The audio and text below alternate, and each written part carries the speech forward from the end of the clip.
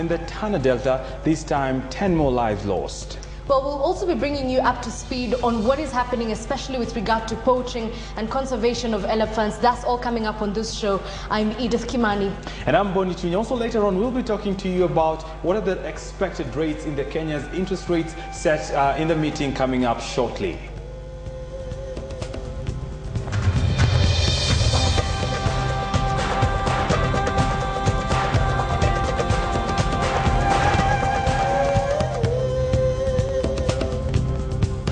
And now on to our developing story.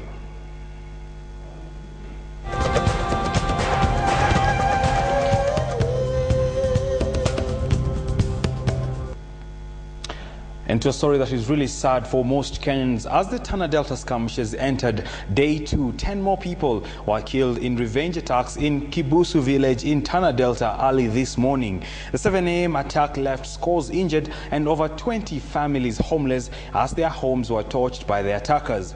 The attack came just hours after 10 people were killed in another dawn raid in Nduru village. Concern is now rife that unless adequate measures are put in place immediately, the attacks are counterattacks and could see the state of insecurity deteriorate further.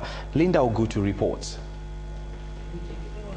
Just hours after yesterday's dawn attack, Kibusu village in Tana Delta woke up to its own share of terror. A perceived revenge attack early morning, one that has left 11 people dead. It is believed that today's attack was a revenge mission after 9 people were killed in Nduru village yesterday morning. The morning attack left a trail of death that is slowly becoming synonymous with Tana Delta. Residents say the attackers did not spare children who were part of the 11 who lost their lives. So far, over 140 people, including security personnel, have lost their lives in the senseless attacks and counter-attacks that have pitted 2 communities against each other. Residents say the attackers also torched 21 houses in the attack. 6 people injured in the attack have been rushed to hospital. Residents say many of them suffered from burns. Most families are now fleeing the villages in fear of revenge attacks that they say are inevitable. Linda Ogutu, KTN. And from that sad story, now joined on phone by the communications manager at the Kenya Red Cross, Nelly Muluka, to bring us to speed with exactly what is happening in the Tana Delta. Good afternoon, Nelly. Good afternoon. Nelly, you've been carrying out humanitarian operations in this region for a long time now. Bring us to speed. Actually, Kenya Red Cross has been in Tana Delta from 22nd August 2012, and this is what, as Kenya Red Cross, we are looking at as the trigger.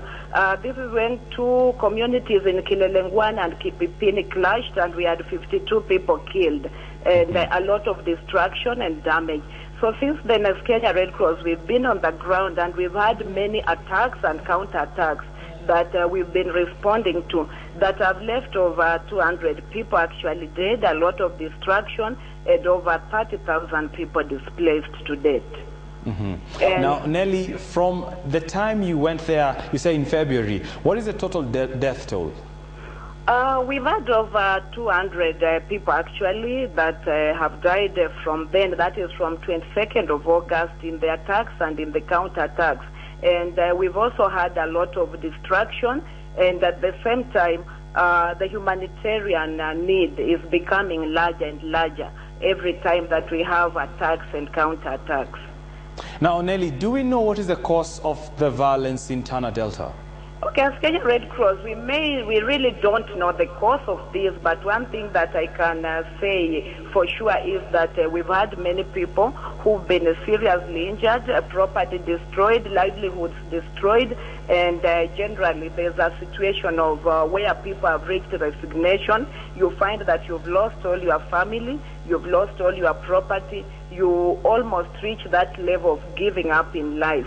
But as Kenya Red Cross, we've been on the ground since then doing many things like reconstruction, evacuation. Education has also been affected in a way because during the exam period we had to ferry the students to schools to go and do exams, even health facilities and so on. We've been putting up some makeshift health facilities, but I can just say that the humanitarian situation, as stated earlier, has been wanting. Now, Nelly, of course, this situation is straining your resources, personnel and otherwise, but where do we go from here? First of all, as Kenya Red Cross, we've been having peace initiatives. We've even had a peace caravan that went around the villages, and there was a lot of positive response. But the drawback has been in the counterattacks. After maybe you talk to the people, you initiate with the elders, and then later on again when you have a counterattack, I think this becomes a trigger, and therefore you find that the peace initiative, whatever you've achieved, again it is a step backwards. At the same time, you find that education, like the schools are just opening, and you find that because children are fleeing with their parents, they're going to the camps again. Education is in one way or another affected. We had started reconstruction because we had stakeholders who had given us money on board, and we had started reconstructing the homes. But you see again, when the burning begins and the other attacks, counterattacks, then the same people are forced to flee from the homes that we had started reconstructing. Well, a tough situation there for you, Nelly, and all the best. Many thanks for speaking to us on the news desk. I've been speaking to the Red Cross Manager for Communications, Nelly Muluka, on the situation in the Tana Delta. Now, staying on that story, a section of civil society has blamed the government for the recurrent violence in Tana River. The fresh violence that erupted yesterday so far claimed 19 lives. According to the news conference this morning, officials of the group calling itself the Civil Society Congress said the police had failed in bringing peace to the residents of Tana River. They said the police had failed to establish the root cause of the violence that started in August 2012. They now call on Inspector General David Kimayo to launch investigations into the matter, not only in the Tana River, but also in Nairobi's Mathare slums. What exactly is their mission? Are these police supposed to be protecting lives? Are these police not supposed to be protecting property? What is the mission of these police who are deployed in Tana River? What precisely are they doing where they are? We want to ask these questions together with all Kenyans who are concerned, because the situation has gotten completely out of hand. And it is with that story that we want your feedback on our social media platform, that is at KTN NewsDesk. Please let us know what is the way forward in regards to the Tana Delta situation. Over to you, Edith. Thank you, Tunya. And we now move to matters of judiciary, and Chief Justice Willie Mutunga has announced the appointment of 5 new heads of the High Court divisions, as well as resident judges for 6 stations across the country to replace judges appointed to the Court of Appeal. Mutunga has also reorganized operations in the judiciary in order to ensure continued access and delivery of justice. Some of the changes include Justice Msaga Bogoli, who will head the criminal division, Justice Luka Kimaru, who will head the Family Division, and Justice Pauline Nyamwea, who will head the Land and Environment Division, while Justice Matthews Nderi Nduma will be the principal judge at the Industrial Court. Now, to give us an overview of some of the appointees in the various regions in the country, we are now joined by KTN's Eric Njoka, who is in the newsroom to bring us up to speed on this story. Eric Njoka, over to you.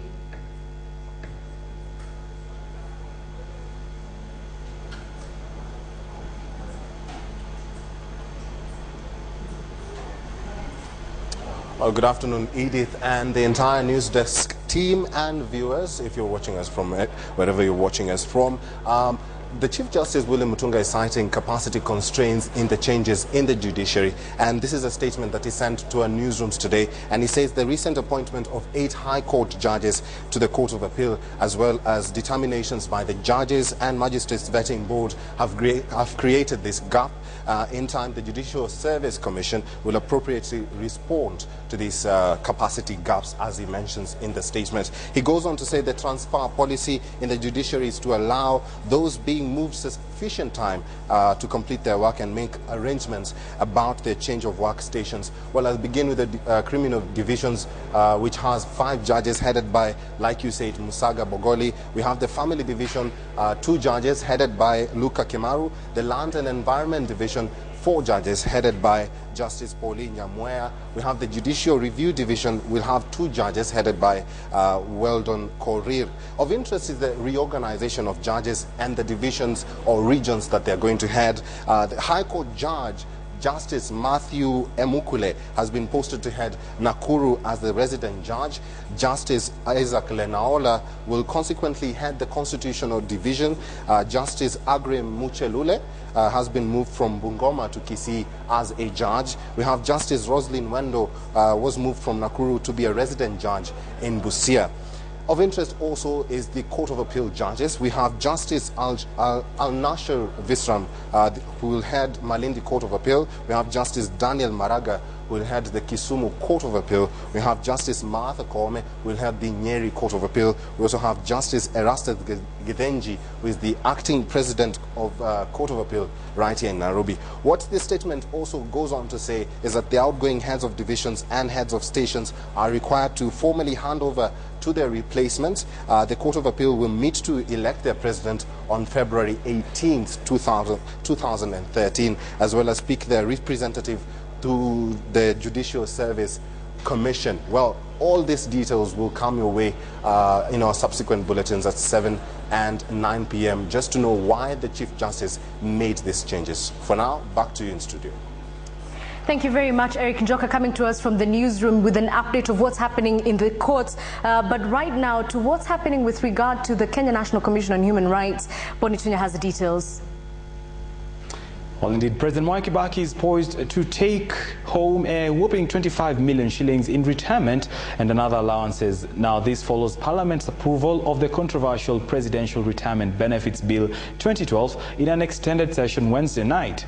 However, several constitutional bodies, including the Salaries and Remuneration Commission and the Commission for Implementation of the Constitution, have opposed the bill, stating Parliament had no powers in fixing state officers' pay, a reserve of the Salaries Commission. The bill now awaits President Kibaki's assent.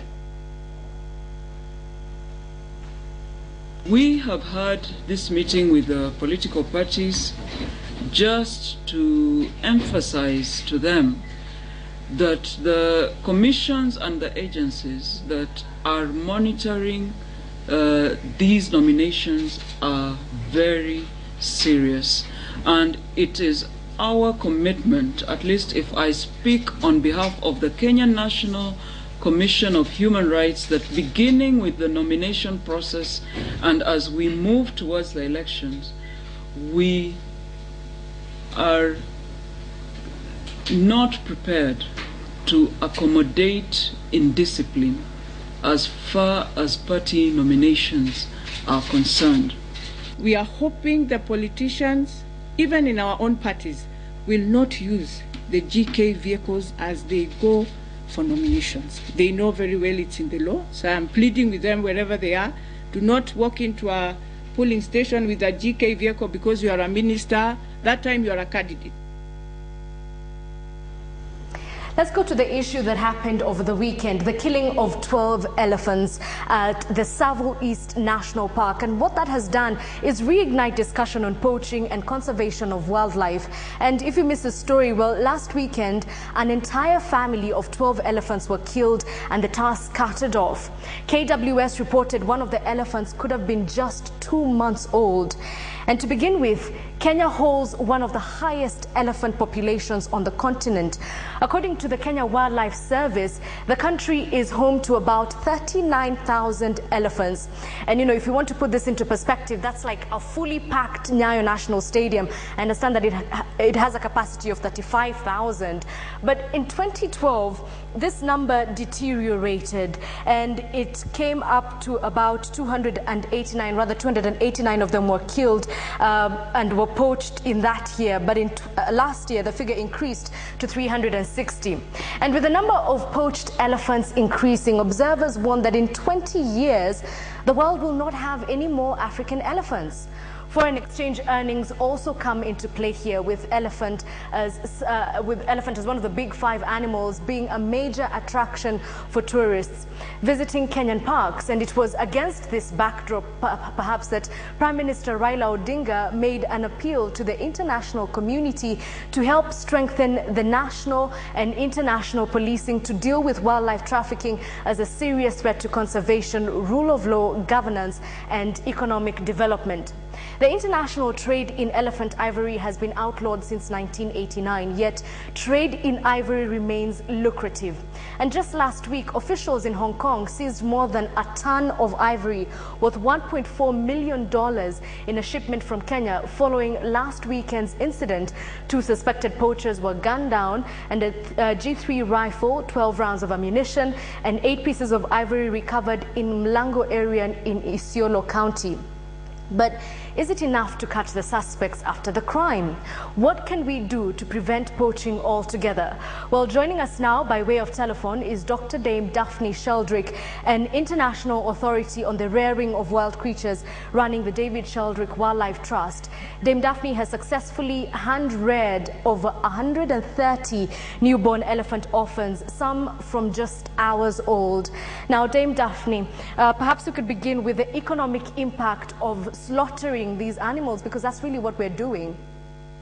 Yes, the economic impact of killing is enormous, because elephants are key to the tourist industry, and the tourist industry provides employment for millions of Kenyans and a livelihood for millions of people. Not only that, elephants are a key species that are crucial to the environment. They create the water holes, they recycle woodland into grassland and plant a new generation of trees in their dung, and so they are vital to the grazing species as well. So if you lose elephants, you lose a lot of other species as well, and you lose the tourist industry, because they are one of the big 5 that tourists want to see.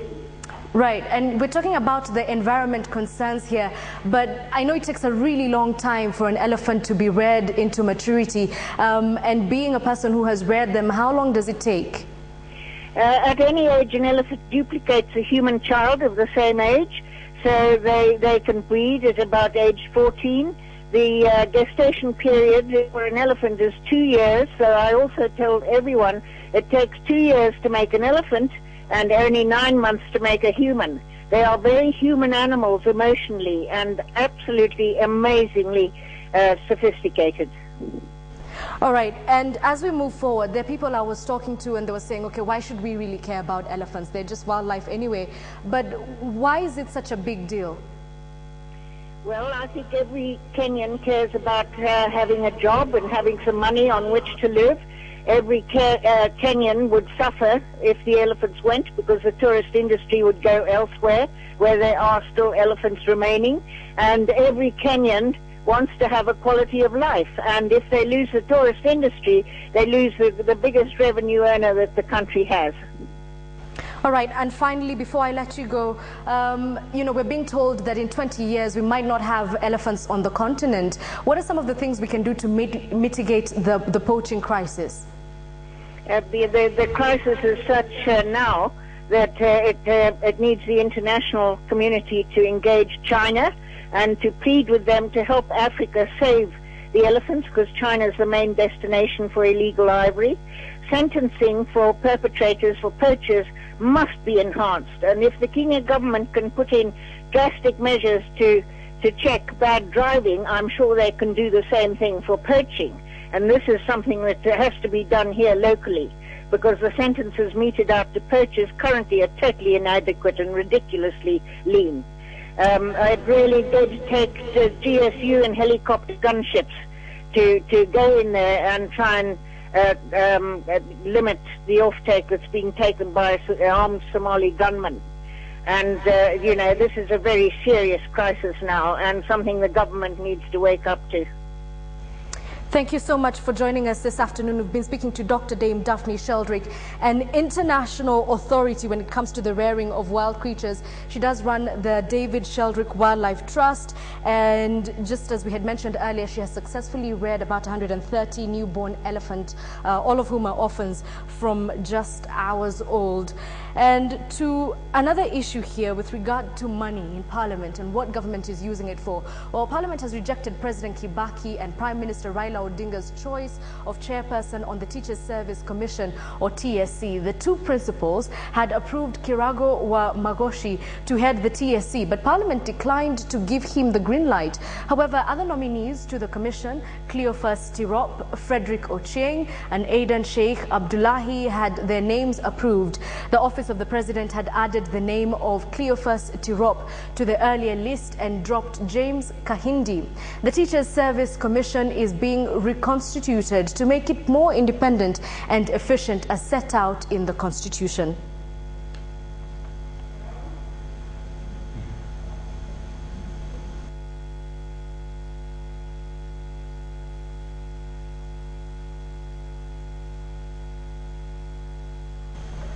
Back to money matters, and Parliament, President Mwai Kibaki is poised to take home a whopping 25 million shillings in retirement and other allowances. This follows Parliament's approval of the controversial Presidential Retirement Benefits Bill 2012 in an extended session Wednesday night. However, several constitutional bodies, including the Salaries and Remuneration Commission and the Commission for Implementation of the Constitution, have opposed the bill, stating Parliament had no powers in fixing state officers' pay, a reserve of the Salaries Commission. The bill now awaits President Kibaki's assent. President Mwai Kibaki holds the key of awarding himself over 25 million shillings send-off package. Also lined up to benefit our Prime Minister Raila Odinga, Vice President Kalonzo Musyoka, House Speaker and his deputy. All acknowledge the President at liberty to do so. Parliament approved the Presidential Retirement Benefits Amendment Bill 2012 and the Retirement Benefits Deputy President and Designated State Officers Bill 2012 Wednesday night amid calls that the bills are unconstitutional. The quorum bell begins to ring now, and it is... Nonetheless, the National Assembly amended the Retirement Benefits Deputy President and Designated State Officers Bill 2012 to rope in Director General of the National Intelligence Service Michael Gishangi and Inspector General of Police David Kimayo. The bill now awaits presidential assent into law. The bill provides that the Prime Minister, Vice President and House Speaker will each take home 5.4 million shillings as benefits for their term in office, while Deputy House Speaker Farah Malim pockets 3.6 million shillings. But the send-off packs for the country's top leadership act the Salaries and Remuneration Commission. The Salaries body accused Parliament of overstepping its mandate into fixing state officers' pay and consequently arrogating itself the Commission's mandate. The county government as... Equally, the Commission for the Implementation of the Constitution rejected the two bills prescribing pay packs for the President and other state officers. The Nyachai-led Commission claimed the two bills bypassed the Salaries Commission, meaning their constitutionality can be challenged. Samogina, KTN. Right, so we've heard about the Teachers Service Commission, the restructuring in the Judiciary, wildlife conservation, and we're not done yet. Apparently, there's something about bang in Nyahururu. Bonitunya has the details. Still on security matters, police in Nyahururu have seized rolls of bang with an estimated street value of 3.5 million shillings. As the crackdown on illegal drugs in the area intensified, the bang was being ferried in a car that was headed towards Nakuru. Members of the public had tipped off the police as the car was being driven at high speed and had defied orders to stop at previous police checks.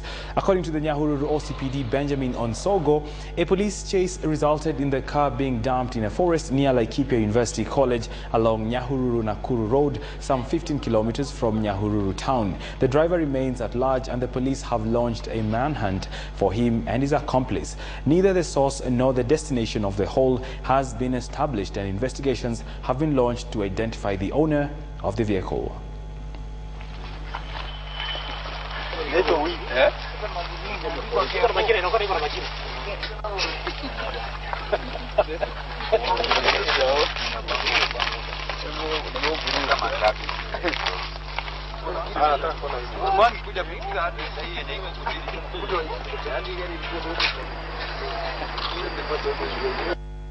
Moving on, barely a year ago, the thought of acquiring property in Syokimau sent shivers down the spines of real estate investors.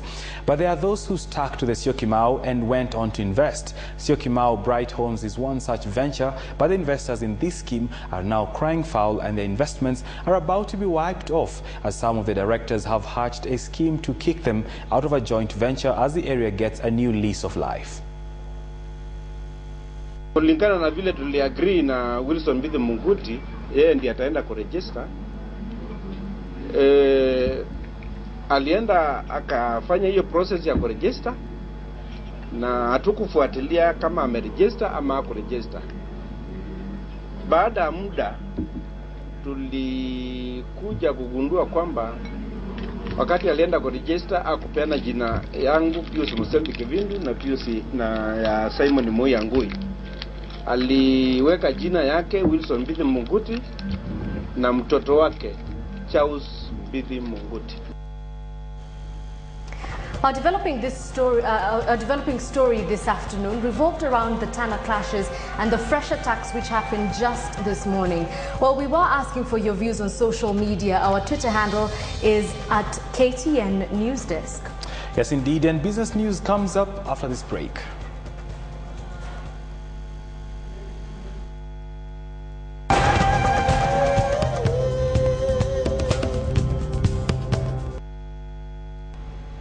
Welcome back to the news desk. Time for business now, and as always, we like to look at how your money is doing with a look at positing things. First, we'll look at the biggest gainers of the day at the Nairobi Securities Exchange, and NIC Bank is up 6.29% with the price of 42 shillings and 25 cents, as Kabasid Investments also edging up 5.93% with a good price of 125 shillings flat.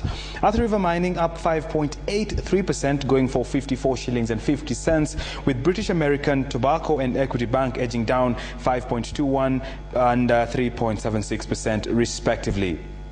Now, a quick look at the biggest losers of the day. Express Limited is down 10% with the price of 3 shillings and 15 cents, with Access Kenya Group down 4.04% with the price of 4 shillings and 75 cents. Olympia Capital Holdings still struggling in the losing category, down marginally though 1.41% with the price of 3 shillings and 50 cents, with Kenya Airways and eGoods closing the losers for us, down 1.32% and 1.01% respectively. Of course, with Kenya Airways a price of 11 shillings and 20 cents and eGoods with a price of 24 shillings and 50 cents. Now let's take a look at what is happening in the African markets, with factors to watch in the African markets, and we'll start with the NSE, where the 20-share index continued with its surge to edge higher with a price that was any minute now 4,300 territory. Analysts, however, note that there was mixed reaction from the other indices. Now, the FTSE 15 and 25 indices marginally declined to negative 0.19 and 0.03% respectively. Foreigners wrestled control from the local investors, dominating today's trading session to account for about 70% of the total NSE turnover. Moving on, the Kenya interest rate, the Kenya policymakers are set to meet this and set the rates. Market participants expect the central bank to cut its policy rate by a consensus 1 percentage point to about 10% in order to boost lending. And let's go to other African markets. In Sudan, where Sudan has secured a $1.5 billion loan guarantee by the Chinese state oil firm China National Petroleum Corporation. Its finance minister announced this, throwing a lifeline to the African countries battling its worst economic crisis for decades. And going to West Africa, where Ghana's annual consumer price inflation eased in December in its economic growth slowed on the third quarter. The West African nation's statistical office confirmed this on Wednesday, raising expectations of an interest rate cut in that country. Down south, South Africa's main stock indices booked record closing high on Wednesday as they rebound from 2 straight losing sessions and were pulled up by a worldwide rally triggered from aluminum giant Alcoa's encouraging outlook for a year. And still in West Africa, Nigeria's Naira closed flat against the US dollar on the interbank market on Wednesday as the dollar sales by state-owned oil firm NNPC to banks helped to reverse an earlier weakening of the local currency.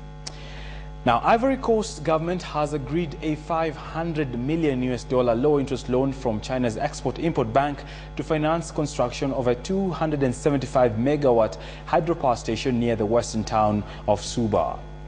Asian shares rose on Thursday as much stronger than expected Chinese trade data magnified positive momentum overnight from global markets and kept alive hopes for a recovery of the world's second-largest economy. And finally, Brent crude futures inched upwards to $112 a barrel on Thursday after trade numbers from China beat an unleashed expectation, sparking hopes that recovery in the world's second-biggest oil consumer will drive fuel demand much higher. Well, and those are the factors watching the African market. Now you know where your money is and where your money needs to go. Now let's come back to what is happening in Kenya. All eyes are now set on the central bank's Monetary Policy Committee as it holds its first meeting of the year. The borrower will be keen to find out whether they will be the beneficiaries of a rate cut meant to ease the cost of borrowing in the country. The central bank, the CBR, currently stands at 11%, but with inflation falling to the region of 3.2% in December, there is high expectation this should fall further. According to analysts, the benchmark rate is expected to be in the single digits territory.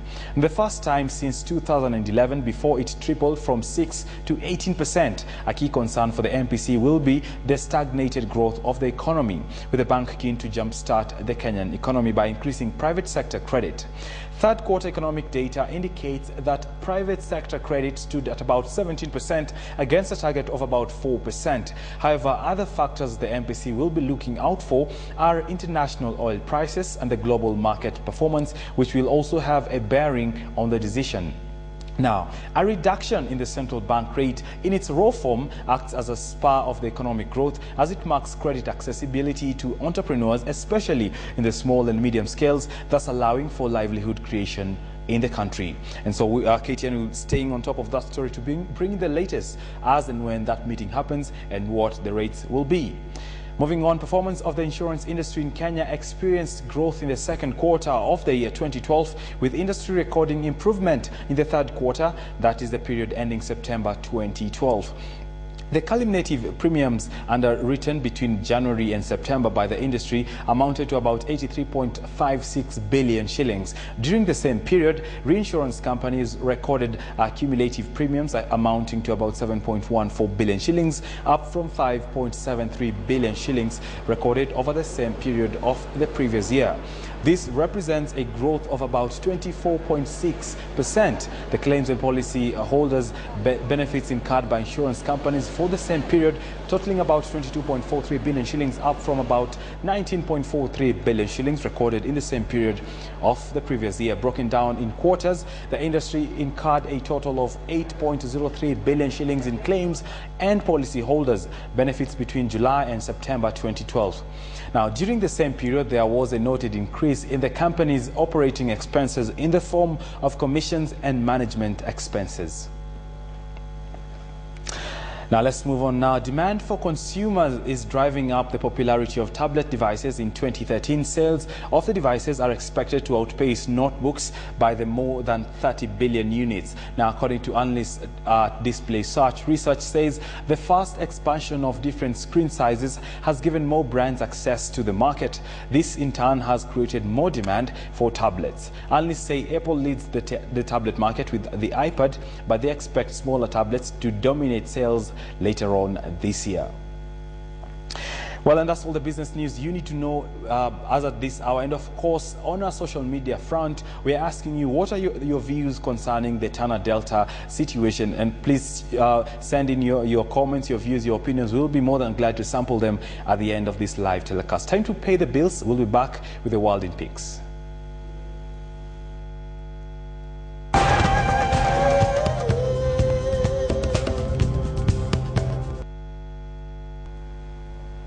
Welcome back to KTN News Desk. Mediators have urged Central African Republic's government and rebels to sign a ceasefire as talks got underway to end a month-long revolt, but there was little sign either side was ready to make a deal. The rebels have come within striking distance of the capital, Bangui, posing the biggest threat to President Francois Bozize since he took control of the mineral-rich area in a rebellion a decade ago. The Seleka rebels are demanding that Bozize step down, accusing him of failing to honor a 2007 peace agreement to give insurgents money and jobs in exchange for laying down their weapons. To the second picture, it's world in pics. I forgot to mention that at the beginning. The second picture, an Argentine naval ship which was detained in Ghana for more than 2 months has arrived back home. The Libertad had been seized following legal action by an investment company trying to recover money still owed after Argentina's 2002 debt default. Thousands of people lined the shores as it arrived in Mar del Plata 3 weeks after a United Nations court ordered its release from Ghana. Now, President Cristina Fernandez called the Libertad's return a victory. And the next picture shows fire crews in southeast Australia who are racing to bring bushfires under control before temperatures rise and winds pick up again. Now, more than 100 separate blazes are still burning in New South Wales, raising at least 300,000 hectares of land. Now, one fire is burning close to a former military range littered with unexploded bombs. Cooler weather has brought some reprieve, but forecasters predict another hot spell at the weekend. Temperatures are also rising in Queensland, where bushfires started on Rugby Island north of the city of Brisbane. Google chairman Eric Schmidt has urged North Korea to end its self-imposed isolation and allow its citizens to use the internet. Speaking after a visit to Pyongyang, Schmidt said North Korea would continue to lag economically unless it embraced internet freedoms. He was part of a U.S. delegation led by former state governor Bill Richardson. They also urged North Korea to end nuclear and missile tests and raised the case of a U.S. detainee. Richardson, also a former U.S. envoy to the UN, has visited North Korea several times in the past, most recently in December 2010. On 2 occasions, he helped secure the release of detained U.S. nationals. Michael McIntyre is laughing all the way to the bank. Do you get the pan? Yeah. After making more from gigs than any other comic in the world last year, the stand-up raked in £21 million from his Showtime tour, just £1 million less than the Rolling Stones concerts made. Nearly 700,000 fans saw him perform 73 shows, and that was just around the UK alone, including a record-breaking 10-night run at London's O2. Madonna made the most money from playing live in 2012, picking up £184 million. Bruce Springsteen and the E Street Band came second with £131 million, and Roger Waters third with £116 million. Elsewhere, according to a new book, renowned actor Tom Cruise wanted Tony Blair to help him make the Scientology cult a tax-deductible charity. The book claims that the actor asked former US President Bill Clinton to use his friendship with former UK Prime Minister Tony Blair to help the cult get a greater foothold in the UK. But the star was told he would be better off contacting his wife Sherry, who would understand the details. Going Clear, Scientology, Hollywood and the Prison of Belief, that's the book, claims nothing came of the talks. In 1999, an application for charity status in England was rejected as it had no public benefit. Poor Tom Cruise. And finally, a python hunting competition. I don't even think I can look at that picture. Python hunting competition on Saturday, which started on Saturday, is drawing hundreds of amateurs armed with clubs, machetes and guns to the Florida Everglades, where captured Burmese pythons have exceeded the length of minivans and weighed as much as grown men. Python Challenge 2013 is a month-long event sponsored by the Florida Fish and Wildlife Conservation Commission and is open to hunters and non-hunters alike. But the idea of luring a weapon-wielding amateurs into the harsh environment of the Everglades has raised some alarms. And personally, I just would not go after pythons. Why would you do that? And that story winds up our World in Pictures. We now look at the sports. where Kenya Rugby Union Chairman Mwangi Muthe has disclosed that plans are underway to begin a youth rugby development program for the 15th team after a successful run with the 7th team. Toyota Kenya has donated land in Kasarani to the Rugby Union that will be used for the youth development program as a joint initiative between the rugby body and the car manufacturer. Toyota Kenya also issued the Kenya Rugby Union with Toyota Hilu double cabin pickups, which will be used to carry the technical bench.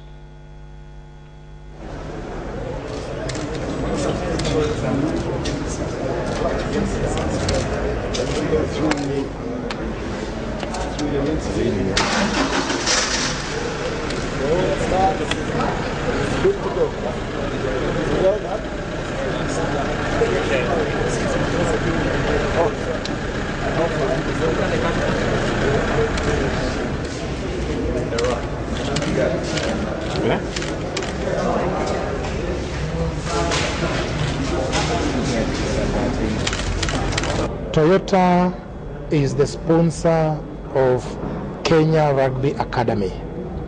And you know, a lot of the boys who are, all those young boys you see breaking through the ranks in the World Series, a lot of them are graduates of the Rugby Academy. And that is the Rugby Academy we want to extend to the other regions, especially the sub-unions. More so the bastion of Kenya Rugby, which is the Western Kenya. And we believe that with the right support and with the program that the union is working on, Kenya can go even further. And so when they asked us for transport for the international coaches, being a car company, we thought, yes, this is definitely something we can do. Well, as always, we like to hear your views, you, our viewers, on what you think of the stories that we bring on the news desk. And today we asked you a question: what are your views concerning the situation in the Tana Delta? What is the way forward? Where do we go from here? Via SMS, Kinuthia in Kikuyu says Tana Delta is a reflection of what would become of Kenyans should there be a post-election violence or an attack by a neighboring state. May God help us. On our Twitter handle, that is at KTN Kenya NewsDesk, there's Laban who says, Laban says, that's why I love watching KTN NewsDesk in-depth news. Many thanks to you and thanks for joining us. Amos Makmanani, whose handle is Amos Makmanani, says, KTN NewsDesk, we cut on the briefings and arrest the situation. We can't just let Kenyans die. There is Leshan Leshao, who says, police should be given enough support by the government to contain the menace. There are also, of course, many others who are just enjoying the show and giving us complimentary remarks. Many thanks for all of you. I see W. Karimi, I see Felix Olela, there's Laban Official, there's Evan Sodor, and many thanks for all of you who've been retweeting and following us on social media. Many thanks. We always look forward to hear from you. And if you're wondering, our handle on Twitter is at KTN NewsDesk, and our individual handles, I'm at Edith_Kimani, and Bonnie Tunya is at Bonnie Tunya. All right, it's now time for our Did You Know fact of the day, which will probably never help you in your life. Facts you never need to know. Facts you don't need. I like how you really emphasize that part. Well, today it's about kangaroos. And did you know that kangaroos cannot jump backwards? They can't actually even walk backwards because of the way their bodies are shaped and the strength and the length of their tail. You'll thank me for that one day. That's the only useful fact I've had in the history of the news desk. My name is Bonnie Tunya. Have yourselves a good day. I'm Edith Kimani. Good afternoon.